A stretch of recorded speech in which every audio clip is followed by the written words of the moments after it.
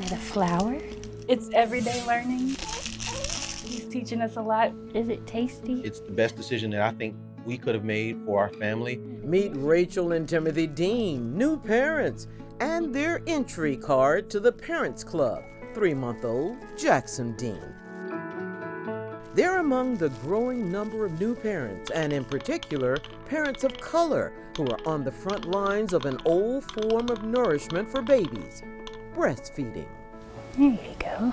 There was no doubt in my mind that what we were going to be doing with breastfeeding him was going to be the best thing for him. Rachel is a lactation consultant and dietitian and works with moms of color. She sees firsthand women who want to provide the best for their newborns but are unsure about breastfeeding. Historically, we are breastfeeding more. If you look at it even finer, like of populations of color, we are breastfeeding more, but still not as much as our white counterparts. You want to try to roll over? You got it. And we want to increase the rate of women breastfeeding, Black women breastfeeding, as well as increase the duration and the time period of breastfeeding for African American families and families of color. Lugenia Grider is a certified doula. The word doula comes from the ancient Greek, meaning a woman who serves, and is now used to refer to a trained and experienced professional who provides continuous physical, emotional, and informational support to the mother before, during, and just after birth. We work very closely with other dietitians, lactation consultants, childbirth educators, the healthcare systems here in our area, as well as with doulas to help everyone close the gap so that disparities can decrease in our community and we can see the health benefits and the legacy of that. More than a decade ago, Dean and Grider started Queen City Cocoa Beans, short for breastfeeding, education, advocacy, normalcy, and support. The Charlotte-based nonprofit provides a support system for families of color, and it has come at a time when national statistics on Black maternal health and that of their babies are dismal. According to the Centers for Disease Control, breastfeeding disparities do exist. Fewer Black infants are ever breastfed compared to Asian, white, or Hispanic infants. Infants receiving WIC, the Federal Nutrition Program, are less likely to ever breastfeed, and young mothers between the ages of 20 to 29 are less likely to ever breastfeed than mothers over the age of 30.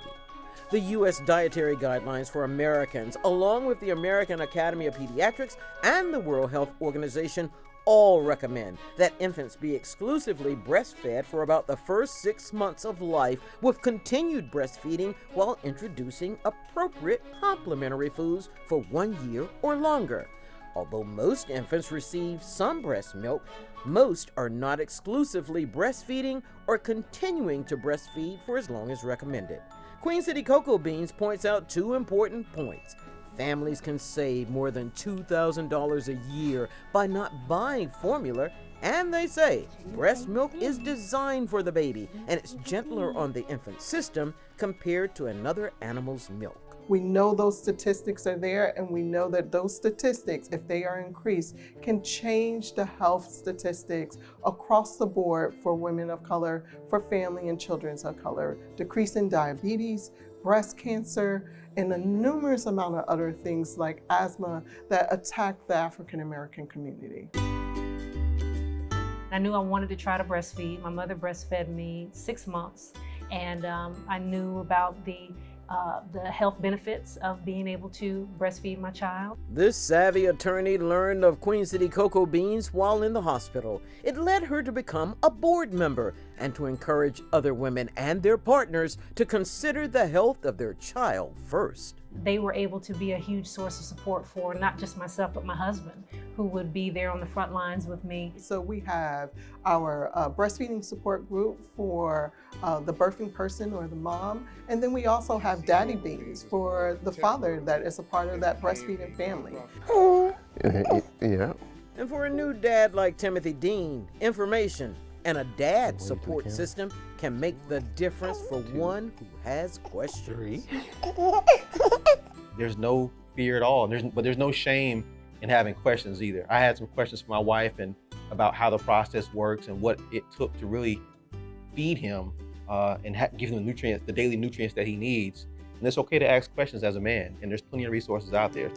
Through their organization, Queen City Cocoa Beans services range from workshops to lactation consultations, weight management, infant weight monitoring, and virtual support groups. Over time, it is a slow increase, but there's always been this gap, this disparity there, where we may not be breastfeeding as long as other groups, but there's still, at least what I see in the community, people interested, people wanting to know how. For the businesswoman who breastfed both her daughters, making the Cocoa Beans connection made a difference for her family, and she says it can make a difference for many moms of color looking for support.